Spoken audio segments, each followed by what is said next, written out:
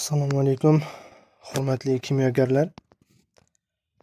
Sizlar bilan bugun men Sardor Ergashev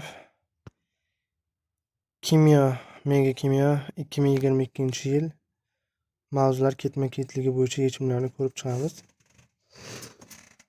Demak, bizda birinchi mavzuyimiz mol, modda miqdori, molyar massa, hajm va molyar hajm mavzusi.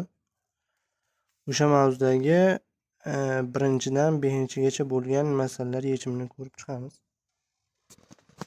Demak, masalalar yechishdan oldin biroz modda miqdorini topish haqida tushuncha olsak.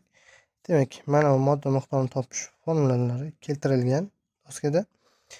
Ya'ni n harfi bilan belgilanadi. Bilamiz,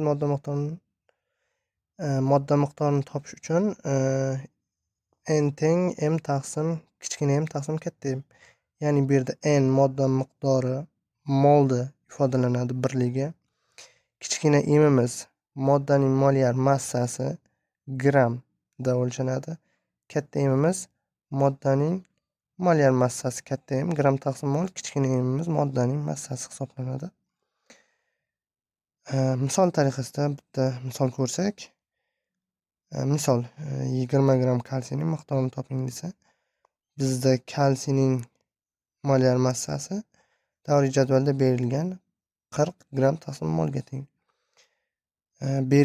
N teng kasr chizig'i chizamiz. Tepada berilgan massa bizda kalsiy 20 gram taqsim kalsiyning molyar massasi 40 gram taqsim mol. Bu yerda gramlar qisqarib ketadi. 20 ni 40 ga bo'lsak 0,5 mol kelib chiqadi. Qisqacha tushuntirdim deb umid qilaman. Xo'p, masalalarga qaytsak. Birinchi masalamiz 18 gram ugleroddagi modda miqdorini aniqlang degan. Demak, uglerod 12 gram, n teng 18 gramni 12 ga bo'lsak 1,5 mol kelib chiqadi uglerodning moli.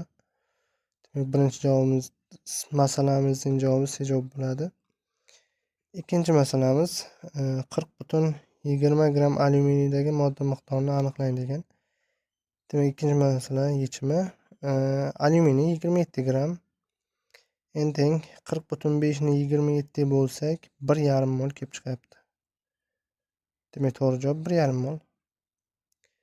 Javob bo'ladi.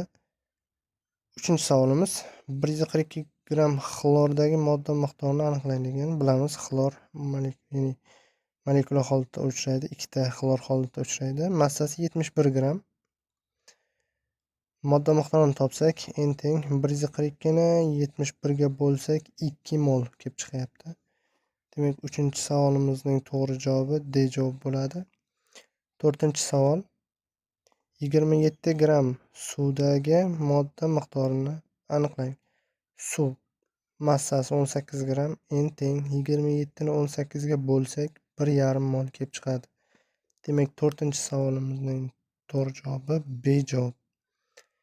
Beshinchi savol 87,75 gram natriy xloriddagi modda miqdorini aniqlang. Demak, natriy xlor molyar massasi 58,5 gram. Modda miqdorini topsak, n teng 87,75 ni 58,5 ga bo'lsak 1,5 mol kelib chiqadi. Demak, 5-savolimizning to'g'ri javobi C javob. E'tiborlaringiz uchun kattakon rahmat.